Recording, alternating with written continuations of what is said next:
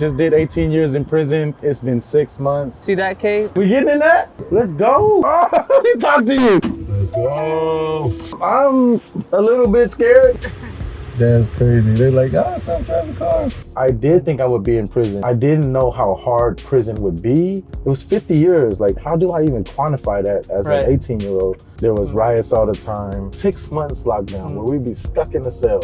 My gang, when I was in it, it was my family. I committed wholeheartedly. Then I went to Pelican Bay. How do you actually start making that actual change? Have you been here since you were released? This place sucks. All right, guys, we're here with Kay. Hey. Hi, everyone. My name is Kalina K. Touch. I am Cambodian American. Just got out October 2nd after doing 18 years and originally from Long Beach, and I don't know what we got in store, but let's go with it. All right, I just wanted to come over here, guys. There's Kay. What he does not know that we're gonna do is we're picking him up in a self-driving car. So there he is. He doesn't know that. The car's about 2 or 3 minutes away. You see that, Kay? It doesn't have a driver. Dude. We getting in that? Yes, sir. So my idea, Kay, was pretty much, I want to learn about your life story, but I want to do it in a different way than just walking. Yeah. I want to do it in a self-driving car. So no, that's nuts. Let's walk around it. Check it out, bro. Oh, it got a lot of sensors. Okay, I might be safe in here.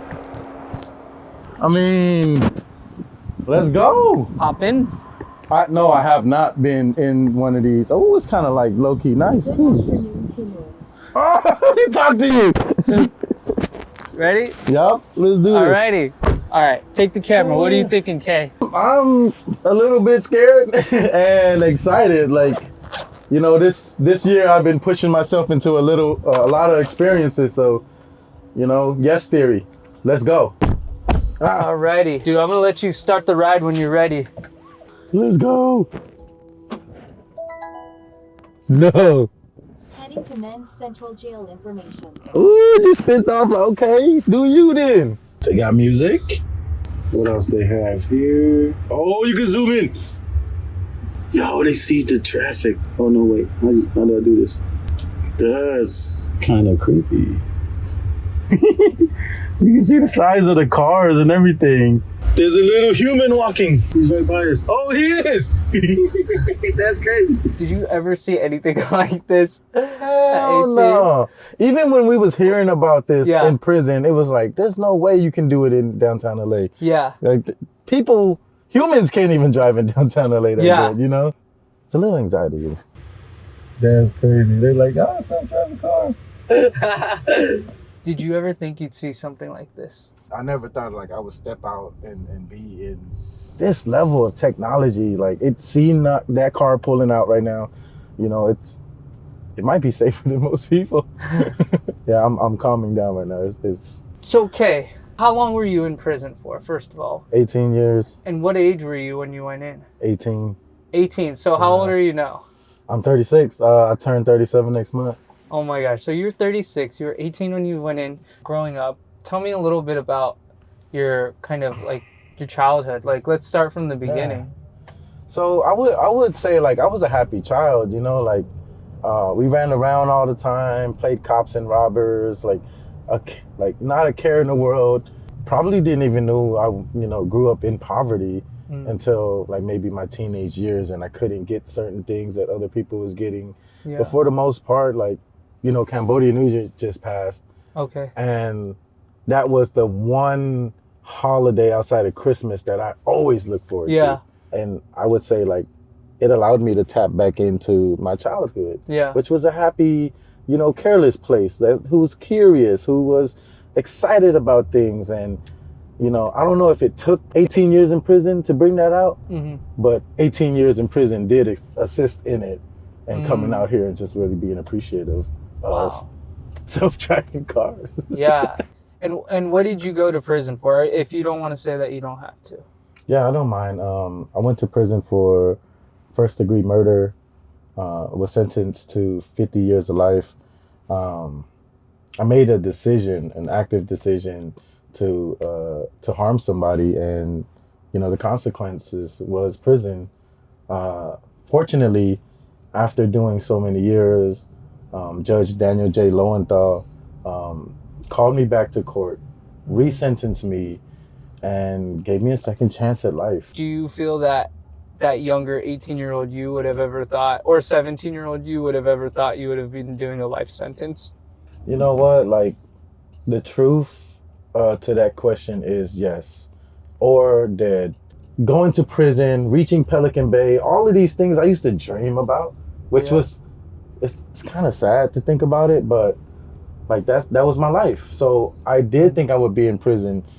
I didn't know how hard prison would be, and I didn't know the dynamics of like living in prison, like how that was gonna look. And honestly, like that wasn't it. Yeah. But I think I had to be there to understand like what my goal is, what my dream is, what my passion is, and where I'm supposed to be in life. And honestly, it took those years for me to be at this beautiful place right now, When you got into prison, what challenges did you face before you started getting the turnaround to that second chance? Yeah, the challenges I faced were, first, I remember making this decision to like really commit to what I thought prison was, right? Which was politics, more violence, more gang stuff. And I was like, hey, I was already doing gang stuff on the streets. This is what it is. I'm never gonna go home. And I committed to that. And I created more harm because of that. But what I also found out in that beginning stages was that it was all a lie. And when I went, there was this kind of unity and everybody looking out for each other. And I was questioning like, wait, why is it different here? And why is it different in Long Beach? Yeah. And what I realized is that gang culture is predatory in itself. And I learned that early on in my prison career. I just didn't act on it until much later, right? And then the last thing I learned was that, everybody's out for themselves in this culture, this gang culture, this prison culture, and they don't really care for you. Like my gang, when I was in it, it was my family. I committed wholeheartedly to it. In prison, I realized like it wasn't family. They weren't looking out for me. And so like I had to make a change. Where did that change begin in prison? It began in, honestly, in administrative segregation, like in the hole, separated from the rest of the population. And I was going in and out of the hole, like almost like twice a year, every year. And it seemed to land on March a lot. But I remember this one time where I got a letter from my little brother, and it was obvious that he was drunk. And he had wrote me like a suicide letter. Was like, I'm done with this. It's your fault that mom is sick. It's your fault that I'm like this. You left me hanging. I had to do this shit by myself. And not at that moment, but that letter, made me question, what am I doing here? Not in prison, but just period. What am I doing? Yeah. Like 3-4 years had passed and I haven't grown. I didn't learn anything new. I was essentially surviving, and I wasn't okay with just surviving. Yeah. Like I wanted to do something with the time. It was 50 years. Like how do I even quantify that as an 18-year-old? Like 50 years, what am I gonna do? Am I still not gonna progress? And yeah, like once I realized that, with the realization that, the people that I was essentially putting my life on the line for wasn't gonna look out for me, that was it. That's what happened. So when you came to this realization, Kate, how do you actually start making that actual change inside a place that to many it seems impossible to do? I think for everybody it's a little different. So, you'll hear a lot of people say, oh, I started attending self-help classes. I started thinking about like, what is it about me that I need to fix? For me, the first thing I did was get into college. Oh, wow. They offer college in prison? Yeah. So I was in High Desert State Prison. I was in AdSeg, and I was getting out, and somebody came and offered it, and it was like, yeah, we've ran it a few years already. I think you'd be a perfect candidate. You got your GED in prison as well, and it's a seamless transfer. And for me, it was almost like a rebellious act towards like what I was being told as a child, right? Like, you're never gonna amount to anything. You're dumb. You're stupid. You're not a real Cambodian. And it was my one thing was like, well, let me see. Yeah, wow. And I really got into it, and I got an A. Really? Right? Like I got an A, and that A like dispelled everything that anybody has ever told me, and I went on to believe. Wow. Like that was tangible proof. I used to like post it on my wall, right? Yeah. And then like roll over in bed and look at it and be like, I'm not stupid. Like that is proof that I am not stupid. Wow. What else can I do? Yeah. Eventually went into theater, went into like a lot of trauma-informed classes, went to my bachelor's degree, got to my AA degree, transferred prison, got my bachelor's degree, and I'm just trying every avenue that I can to see like if I can do it, if I can't do it, being okay with not being able to do it, right? Yeah. Like I think I'm artistic, but I can't draw. I tried it. I don't have the patience for it. But I'm okay that I learned that that's not my thing. Yeah. However, poetry is my thing. So it's just like a lot of just challenging what I thought about myself, what my capabilities are, what the possibilities are, and just how far can I push this? Yeah. How far can K go? Yeah. How far can K go? I love that. Where did you start pushing the boundaries of possibility? I think it was like a little bit of every aspect of who K is, right? Prison in itself creates like in the physical, right? Yeah. Creates a prison here where people start to assume that they can't do things to help people. Yeah. And so I wanted to push that. And essentially what it led to was learning how to navigate and jump through loopholes to do it the right way and make things happen even though you were incarcerated. Yeah. Like that was like the greatest challenge for me. Wow. How do I start a program if I don't have anybody outside backing me? Yeah. How do I create a community event if nobody in the community out here knows about my need to do it? Yeah. Like, and what I realize is that you can, if you can just bring those barriers down. Yeah. And focus on how to do it, logistics, dependable people. And essentially we created a culture of rehabilitation within the worst prison known to man, right? Like Pelican Bay State Prison. That took some navigating. Wow. How do I get the elders involved who was assumed to not be for programming? How do I get administration involved who we assumed didn't want to help us? And then how do I get the community involved? Because this is the pathway out, but on top of that, this is how we make better mentors for our society. Yeah. And I loved it. I thrived off that challenge. Wow. What prisons did you go to during your 18-year?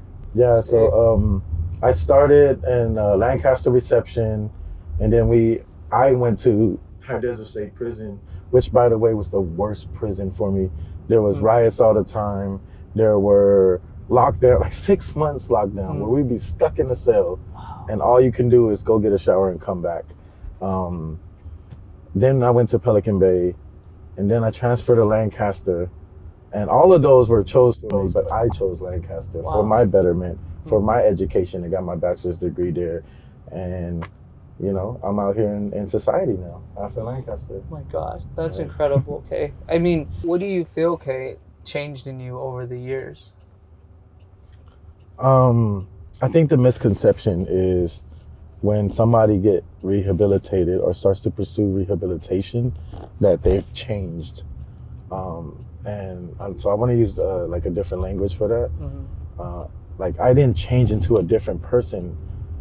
I was like refurbished, was polished, was taught, was mentored, and all of those things matter, right? Like, so what changed in me, like my thinking process, my priorities, like the gang wasn't a priority no more, family, and like I strive to learn everything that I can, because on the phone I was helping my family through the knowledge I obtained, and my family was really the only one that stuck around when I went to prison.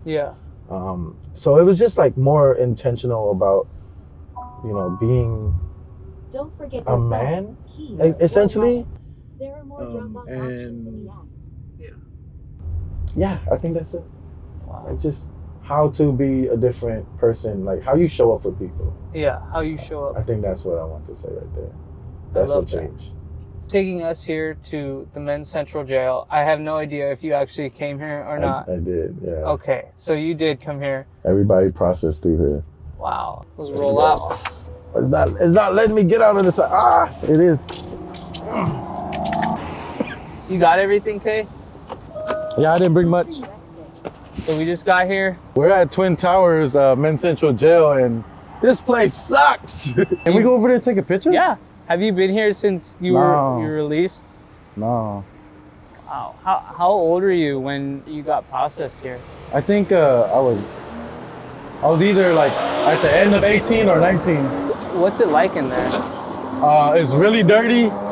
It's really, it's a lot of gang activity going on. But, you know, I actually teach a class on Zoom in the Twin Towers, and there's a lot of change happening, but it's definitely not like how we have in prison, you know, where everybody is focused on it. So it's harder to navigate, I guess, for the guys. But I remember like when I was in there, yeah. Oh my God, like it was so stressful because I was obviously facing a life sentence, but the other side of it was just like how close it was to home and just being stuck and secluded. That feeling of being stuck, like it stayed with me, you know? Just for you guys watching, like we're here in downtown LA. I mean, you can see other skyscrapers over here, and it feels like you're out here in the community, yet yeah, it's a very different feeling inside. No, you can see the community, you can't touch it.